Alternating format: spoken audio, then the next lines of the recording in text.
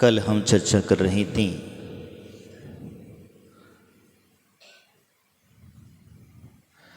इकट्ठे भाव आदि की चर्चा यहाँ पर हो रही थी कि जीव के किस प्रकार के भाव होते हैं और वह किस प्रकार से बहिरात्मापने को प्राप्त होता है।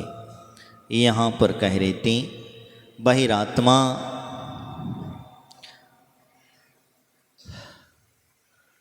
जो है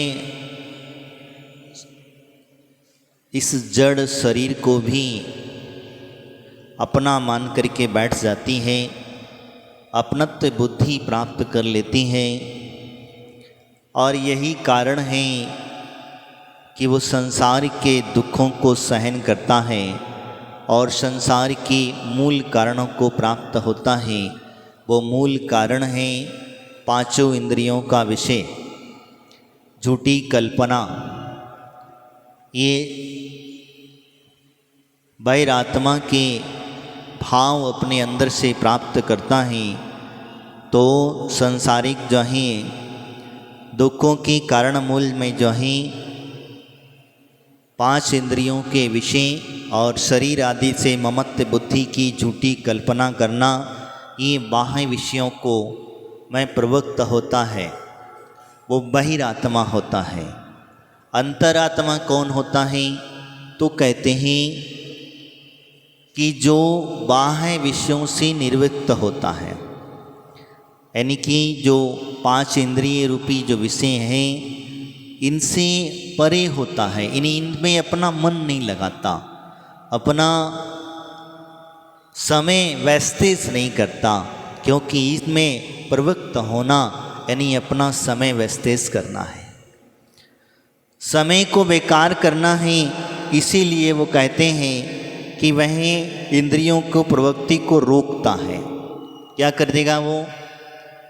अगर मान के चलो जिह्वा इंद्रिय ने भोजन मांगा, स्वाद मांगा तो स्वाद न दिया, घ्राण इंद्रिय ने सुगंधता मांगी, सुगंधता न दी, चक्षु इंद्रिय ने सुंदरता देखने के भाव प्रकट किए, वो ना दिया, कर्ण इंद्रिय ने संगीत आदि की धुनी अच्छे अच्छे शब्द सुनने के भाव प्रकट किए, वो ना दिए, स्पर्श इंद्रिय ने विषय वासना आदि को प्राप्त करने के भाव प्रकट किए, वो ना दिए। यही कारण होता है रोकना। क्या कहते हैं? रोकना। अब रोकने के लिए हमने क्या किया? क्या संभव है? कब तक रोक सकोगे?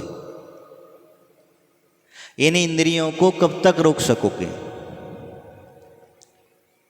हमारे संसारी जीव हैं, कितने टाइम तक रोक सकते हैं? 1 घंटा, 2 घंटा, 3 घंटा, 4 घंटा, 6 घंटा, 10 घंटा, साल, 2 साल, कितना रोक सकते हो हम लोग? वो हमारे ऊपर डिपेंड होगा, क्योंकि जितना रोकोगे उतना तुम्हारे लिए फायदेमंद होगा और जितना इसे बाहर घुमाओगे उतना ज़्यादा तुम्हारे लिए नुकसानदायक होगा। जैसे मांगा है उसे तुरंत हमने उसकी इच्छा पूरी कर दी। जैसे बच्चा जो होता है, बच्चा जब कोई चीज़ मांगता है माँ बाप से, माँ बाप उसे ला करके तुरंत दे देते हैं, एक क्षण भी इंतज़ार नहीं करते, और नहीं करते तो उसका दुष्परिणाम क्या होता? पहले दिन थोड़ा सा मांगा, दूसरे दिन थोड़ा और ज़्यादा मांगा, तीसरे दिन और ज़्यादा मांगा, और मांगते मांगते इतना मांगने लग गया कि वह भी भूल गया। यही कारण होता है कि बच्चों को जब सुधारना होता है, बच्चों को कंट्रोल करना होता है, तो माँ बाप शुरू से अगर उसे पर कंट्रोल कर लेते हैं तो कंट्रोल हो जाता है, अन्यथा क्या होगा? नहीं होगा। यही कारण होता है। एक बार ऐसा ही हुआ, एक माँ का बच्चा बहुत लाडला था, छोटा छोटा तो था। अब जब छोटा छोटा बच्चा था तो सभी लोग लाड़ करते, कौन नहीं करता? सब लोग लाड़ करते हैं, तो लाड़ करते हैं तो ठीक है। तो वह पहली बार स्कूल भेजा गया था उसको। जब स्कूल गया, स्कूल में जाने के बाद में उसने क्या किया? दूसरे के बॉक्स में से पेंसिल आदि चुरा करके अपने बॉक्स में धर ली। तो माँ ने सोचा बच्चा है, नया नया है, पहली पहली बार गया है, ठीक है सुधर जाएगा, कुछ ना कहा क्योंकि ज़्यादा लाड़ प्यार का था। पिता चल बसे थे, माँ अकेली थी, तो क्या करती बेचारी, तो उसने कहा ठीक। जब उसने पहली पेंसिल चुराई तो माँ ने कुछ नहीं कहा। जब माँ ने कुछ नहीं कहा तो फिर धीरे धीरे करके करते वो और चोरी करने लग गया।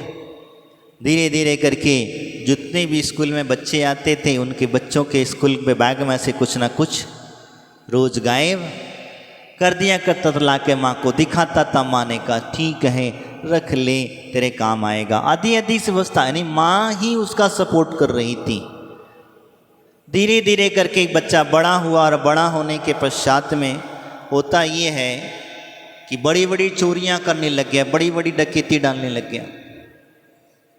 और जब बड़ी बड़ी डकैतियां डालने लगा तो उस समय पर हुआ ये कि उसे एक दिन पुलिस ने पकड़ लिया।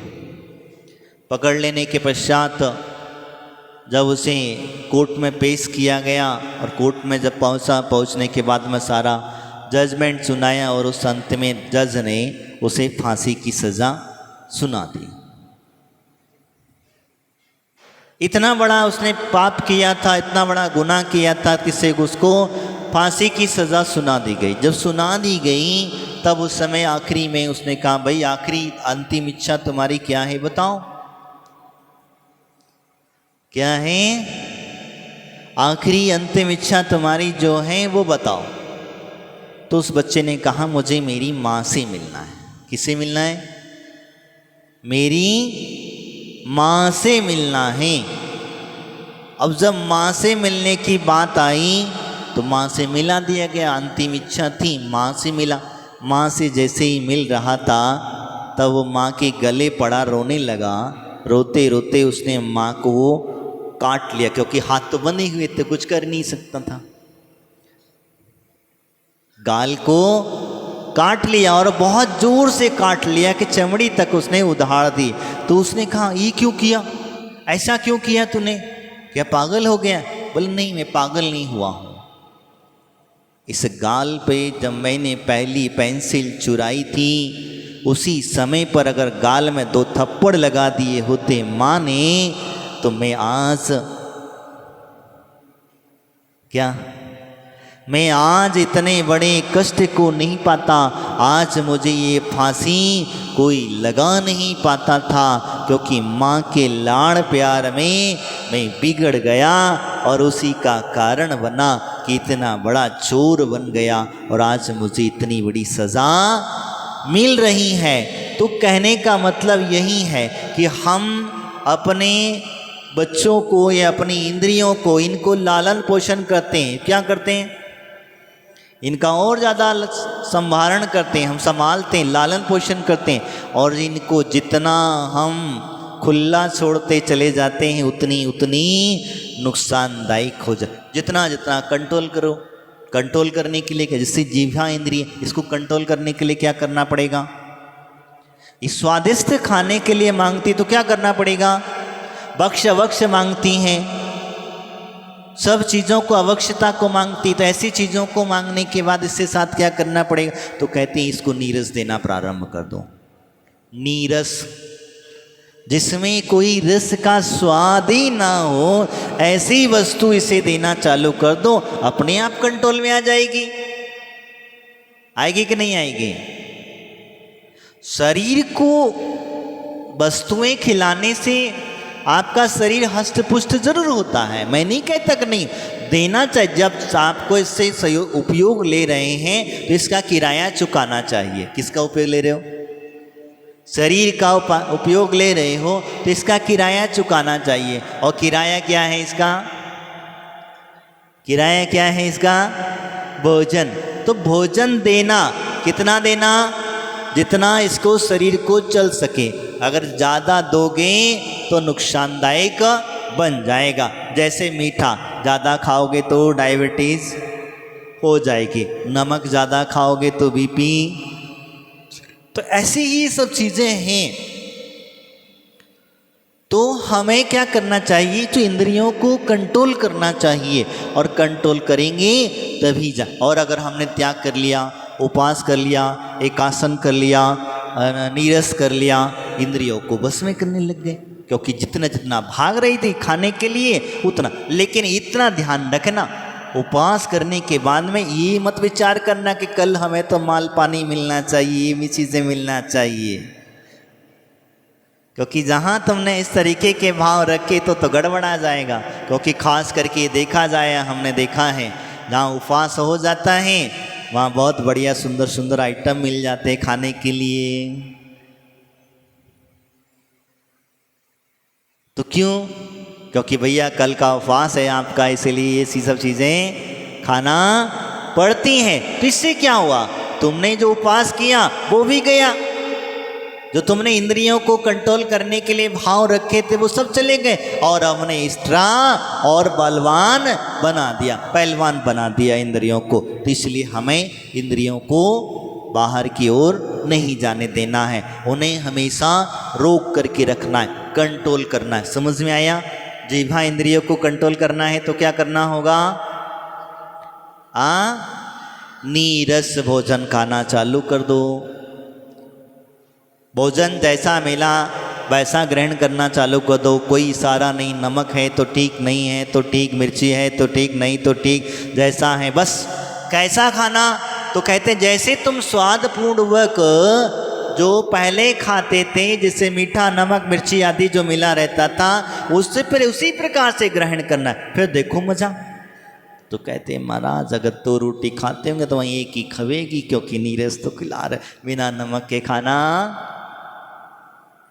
क्योंकि भोजन का स्वाद नमक से बनता है, प्राय करके कुछ रहे या ना रहे, भोजन में नमक रह गया तो आपका स्वाद बन जाएगा और आप उसी तरह। तो इसलिए नमक कई बार गायब हो जाता है, तो इसलिए ऐसा कहा। चक्षु इंद्रिय के पश्चात में हमारे यहाँ चक्षु इंद्रियों के लिए कहा जाता है, अब आँखें, आँखों को चाहिए सुंदर सुंदर देखने की बातें, तो क्या करे, काला चश्मा लगा लें। अब इनको कंट्रोल कैसे करें? आंखें, आंखें तो देखती हैं, कोई भी व्यक्ति नया आया तुरंत देखने लग जाती हैं, तो क्या करें? कंट्रोल करना है इनको। नहीं ठीक है, एक बार देख लो कोई बात नहीं है, लेकिन बार बार मत देखना। जहाँ तुमने बार बार देखने के भाव प्रकट किए वहीं तुम्हारा राग भाव उत्पन्न हुआ और कर्म का बंध कराएगा।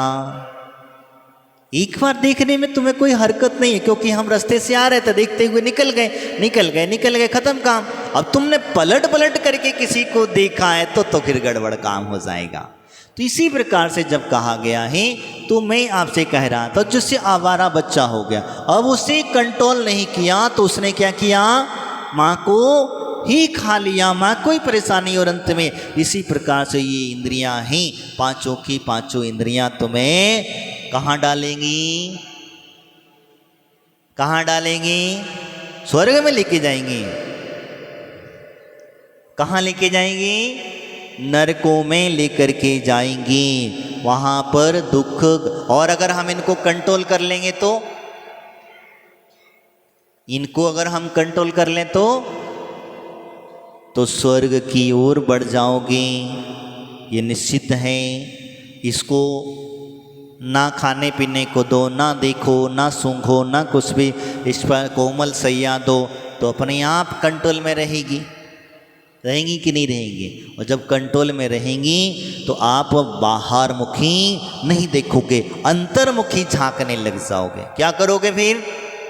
अंतस्य देखने लग जाओगे। तो आप धीरे धीरे करके जब अंतर देखने लग जाओगी तो आप अंतर आत्मा की प्राप्ति को कर लोगे। इसी प्रकार से वह कहते हैं कि वास्तविकता हमने जो मिथ्या कल्पना मान करके बैठे हैं वह शरीर आदि से ममत्व भाव है, ये शरीर मेरा है। मिथ्या कल्पना है कि नहीं है?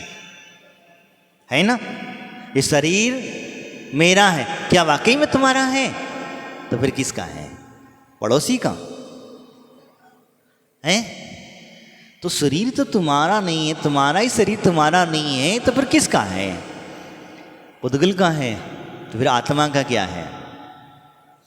पर तुम क्यों रह, आत्मा रह क्यों रही है इसमें? इसका नहीं है तो रह क्यों रही है? तुम बहुत ज्यादा ज्ञान ना, जल्दी माता जी बनोगे फिर।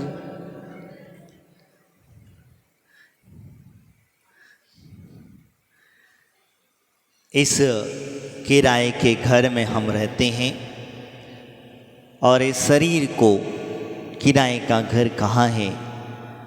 जब तक किराएदार को झगड़ा नहीं होता तब तक रहो। जिस दिन तुम्हारा किराएदार से झगड़ा हो गया उस दिन तुम्हें घर खाली करना पड़ेगा। इसी प्रकार से कहा। तो हमारी ये मिथ्या मान्यता है। क्या मिथ्या मानता? मेरा शरीर है, मेरा नहीं है। ये पुद्गल किसका है पता नहीं है,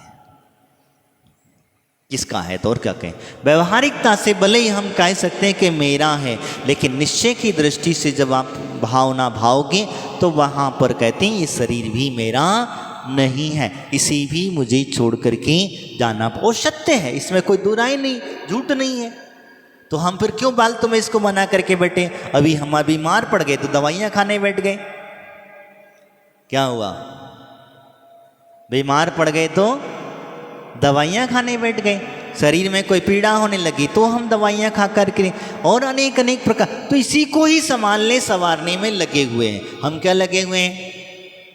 शरीर को संभालने लगे। इसीलिए मैंने कहा तो इसे इंद्रियों को कंट्रोल में करना चाहिए। इसी प्रकार से कहते हैं ये सब कहें तो अंतरंग आत्मा में प्रवेश करता है। जब व्यक्ति इंद्रियों को कंट्रोल कर लेगा, शरीर से ममत्व बुद्धि हटा देगा, तब वो जाकर के समझना कि वह वास्तविकता अंतर आत्मा में प्रवेश कर रहा है, अब अंतर आत्मा की ओर बढ़ रहा है। ये ध्यान में रखिएगा। आगे कहते हैं वही बात को अंतरात्मा को समझाते हुए तो कहते हैं मत्यश्चुते वेदीन्द्रिये द्वे पतितो विषयस्वाहम तानि प्रवर्तयात्महि हमिति मम पुरति वेदना तत्वात्।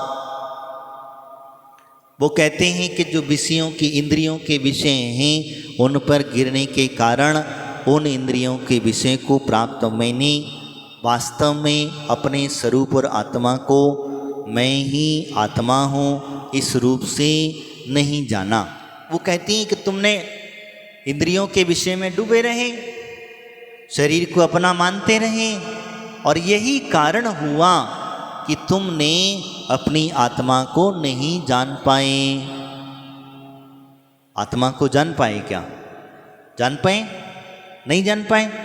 वो चारुदत्त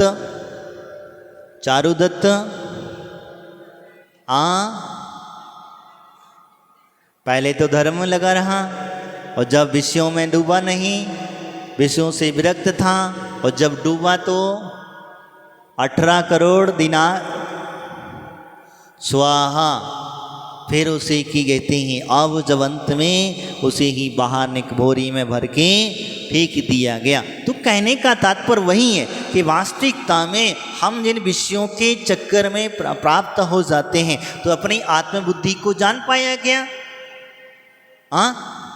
नहीं जान पाया।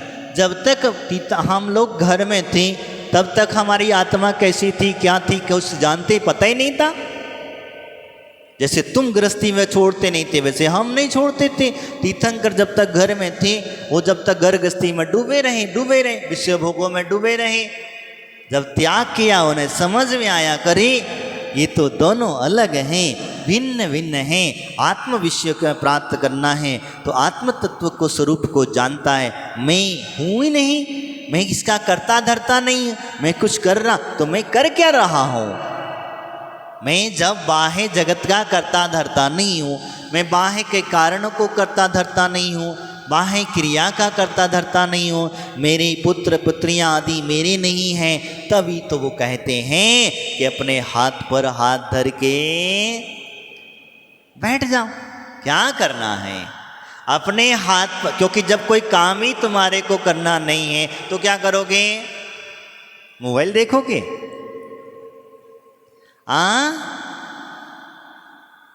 जब कोई काम नहीं करना हो तो क्या करोगे? हाथ पे हाथ धर के बैठ जाओ। बस हाथ पे हाथ धर के बैठ गए तो समझना आपने अपनी जीविका कल्याण का मार्ग चुन लिया। इसी लेकर तो आत्मस्वरूप को जान लिया, और जानना ही हमारा काम है, क्योंकि हम आत्मस्वरूप को ज्ञान नहीं करेंगे तब तक जो है बाहर ही ढूंढते रहेंगे। अब इसमें एक चीज़ और समझना, बाहर और अंदर दोनों चीज़ों से के लिए अंतर स्वरूप को जानने के लिए हमें वचनों से मुक्त होना होगा। क्या होना होगा? खाली हाथ पे हाथ धर के बैठ करके काम नहीं चलेगा, तो हमें पहले बाह्य प्रवृत्ति से मुक्त होना होगा। बाह्य प्रवृत्ति यानी कि जो हम होठों से वार्तालाप करते हैं, इससे मुक्त होना होगा। संभव है? कैसे होगा? हम तो ये ना बोलें तो घबरा जाते हैं, दूसरा व्यक्ति बोल लेता है और हम ना बोलें, दूसरा व्यक्ति हम जो उतना बोल बोल करके हमसे चला जाता है, अपनी बात को रख करके चला जाता है, सत्य है झूठ है गलत कुछ भी है, लेकिन आओ तुम ना बोलो, जवाब ना दो, आंसर ना दो तो बड़ा अच्छा लगेगा। क्या करो ना, क्यों नहीं होता है? क्यों नहीं हो सकता है? मुझे एक प्रश्न का जवाब दो।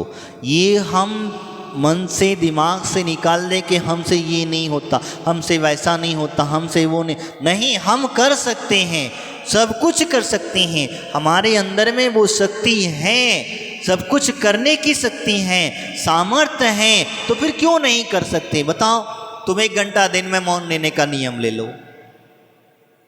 मैं नहीं कहता कि तुम इकट्ठे 24 घंटे का मौन लेकर के बैठ जाओ, नहीं तो गड़बड़ काम हो जाएगा। क्या होगा? पहले वचन प्रवृत्ति को रोकना होगा, और वचन प्रवृत्ति जब रुकने लग जाएगी, धीरे धीरे करके अंदर की ओर आप झांकने लग जाओगे, अंदर के द्वार खुलने लग जाएंगे। बाह्य इंद्रियों के दरवाजे जो हैं बाह्य खुलने वाले बंद कर दो, फिर देखो अंदर के दरवाजे क्योंकि खुलेंगे जरूर, कहीं ना कहीं किधर ना किधर रास्ता जरूर चाहिए, क्योंकि हम बिना रास्ते के चल बिना प्रकाश के रह नहीं सकते हैं। तो अंदर की जब खोल लेंगे तो बाहर की जरूरत हमें नहीं पड़ेगी। तो इसी प्रकार से यहाँ मैं चर्चा कर रहा था बाह्य विषयों को छोड़कर अंतर्मुखी होने की। तो अंतर में जब व्यक्ति घूम जाता है, अंदर जब मुखी हो जाता है, तो यही कारण होता है। तो हमने पहले स्टार्टिंग क्या करना होगा? मौन रहना होगा। सबसे बड़ी चर्या, सबसे बड़ी सामर्थ्य और सबसे बड़ी ताकत, मौन की जो ताकत है वो ताकत के आगे कोई ताकत नहीं है। लेकिन उसको विधिवत करना, ऐसा नहीं करना कि हमारे इतने बजे तक मौन है, यहाँ पर मौन नहीं। आप जब बैठे, जैसे पूजा करने बैठे हो, आपको मौन करना है, पूजा करने बैठे मौन लेके बैठ जाओ, बस कुछ नहीं। हम जब तक मंदिर में हैं बैठेंगे तब तक हम मौन रहेंगे। बाह्य प्रवृत्ति तुम्हारी बंद हो जाएगी, और जब बाह्य प्रवृत्ति